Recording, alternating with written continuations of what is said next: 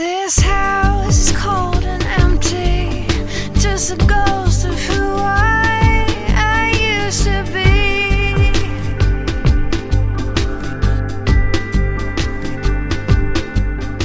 Bonjour les internautes pour le troisième opus, troisième volet de ces nautiques, de ce salon du nautisme à Port-Camargue du bateau d'occasion. Nous avons eu la malchance d'avoir une météo un peu capricieuse, voire même pluvieuse pour certains moments, mais que soit, nous nous sommes promenés dans les allées, nous sommes allés à la rencontre de quelques vendeurs, de quelques concessionnaires. On vous laisse découvrir les images, de belles surprises, de belles rencontres, et toujours et encore des passionnés de voile et de mer, et de bateaux en tout genre. Vous allez voir ça dans les images. Restez connectés, n'oubliez pas, partagez, likez notre page. Bon vent les internautes.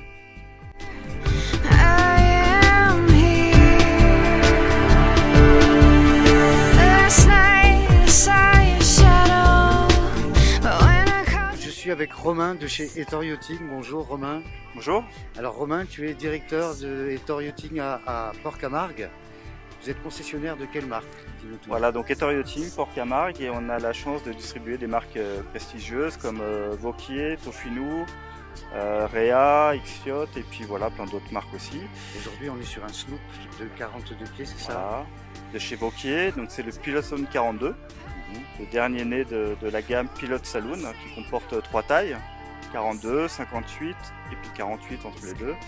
Et celui-là, c'est le tout dernier, avec, qui est résolument moderne, avec sa nouvelle coque, son nouveau design intérieur, et qu'on a la chance de présenter à Port-Camargue. D'accord, c'est une exclusivité. Voilà, c'est le dernier né de la gamme, donc qu'on présente, oui, de chez Vauquier, tout à fait. D'accord. Et si tu devais citer ses particularités, tu dirais le design intérieur? Oui, voilà, c'est un design très, très riche, très moderne, et en même temps, le bateau reste performant, sécurisant, et puis en même temps très joueur, très, très facile. Je dirais que c'est pas forcément un bateau de régate où on va tirer sur tous les bouts qu'il peut y avoir. C'est un bateau très simple, voilà, avec des winches électriques, pilote automatique, tout est fait pour simplifier la vie du plaisancier et de passer des moments agréables à bord. Ultra équipé, avec un look assez bien à lui, on dira. Oui, ultra équipé parce qu'on voit qu'il y a les deux commandes avec les compas, tu disais des enrouleurs électriques. Voilà, il y a des enrouleurs électriques, et puis on a la chance de travailler avec des équipementiers de haute facture, et puis on peut voir tout autour du bateau les finitions inox, finitions en tech, avec des matériaux de qualité. Et donc ce qui fait qu'on a la chance de naviguer sur des beaux bateaux, des beaux objets. Voilà, sur des beaux objets, alors on va dire comme tu disais, de la haute manufacture, de très bonne qualité et avec beaucoup de goût.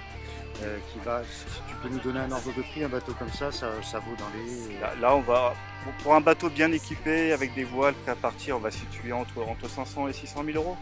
D'accord, pour un 42 pieds de chez Vauquier. Voilà, on va vous laisser voir les images et découvrir le bateau en lui-même. Merci à toi Romain pour ton hospitalité, pour toutes tes explications. N'hésitez pas à le rejoindre, c'est chez Ettore Yachting à Port-Camargue. Merci Romain. Merci, au revoir.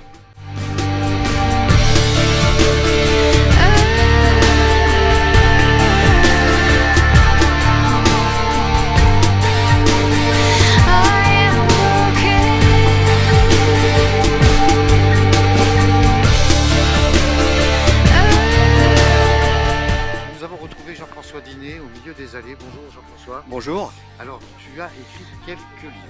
Oui, j'ai commencé ça fait un moment en fait, avec mon premier voyage qui date de 20 ans déjà, 25 ans même. Voyage à la voile. Voilà, en fait nous étions partis sur un voilier de 10 mètres avec ma femme. Nous avons suivi la route classique, les îles Canaries, l'Afrique, sauf que ma femme n'aimait pas beaucoup la mer. Donc je me suis dit, il n'y a pas beaucoup de solutions, on va remonter des rivières. Et c'est comme ça que l'on s'est retrouvé sur l'Orénoque au bout de 2 ans de voyage. On avait déjà fait les fleuves en Afrique, la Casamance, Gambie, le Saloum, etc. quoi. Et donc en Amérique du Sud, on s'est retrouvé, donc je vous montre sur la carte, sur l'Orénoque, c'est au Venezuela. Ouais, sur l'Orénoque. Donc nous avons remonté le fleuve Orénoque en Amérique du Sud, qui forme une sorte de boucle gigantesque dans tout le Venezuela.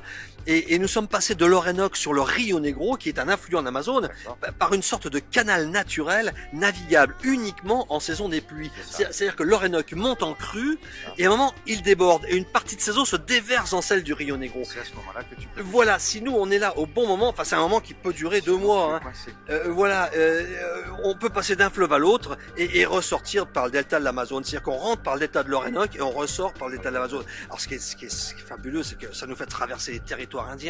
Parce que lorsque l'Orénoque est en crue, on va partout. Le moindre sentier à travers la forêt est immergé. C'est fabuleux. Donc on a traversé les territoires des Indiens Yanomami, des gens qui n'avaient jamais vu de voilier, qui nous ont vu débarquer avec notre bateau au beau milieu de la forêt. Non, t'as pas dématé là-bas. Une fois, non, on n'a pas dématé, sauf il a fallu passer une fois des rapides, enfin, plus que des rapides, une petite chute d'eau, quoi, voilà, quoi. Et la seule solution, c'est de sortir le bateau de l'eau et l'emmener à 60 km en amont. Donc il a fallu trouver un tracteur, une remorque et tout. Dématé. Là, il a fallu démater. Puis on a rematé ensuite, quoi. Et bon, c'est une île. Hein, on a fait le tour du plateau des Guyanes, en quelque sorte. D'accord. Ok. C'est donc il y a 20 ans, tu m'as dit, c'est ça?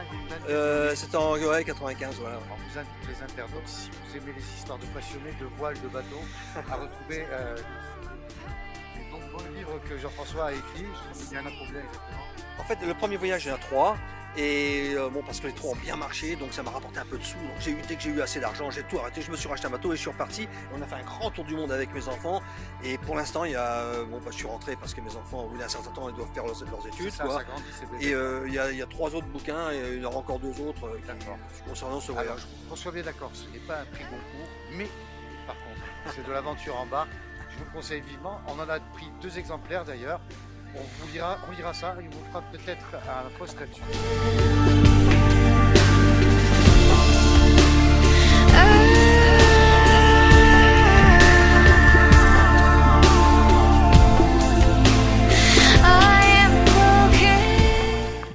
Donc l'hydrovan, c'est un régulateur d'allure, mais un petit peu différent de tout ce qui se fait autrement.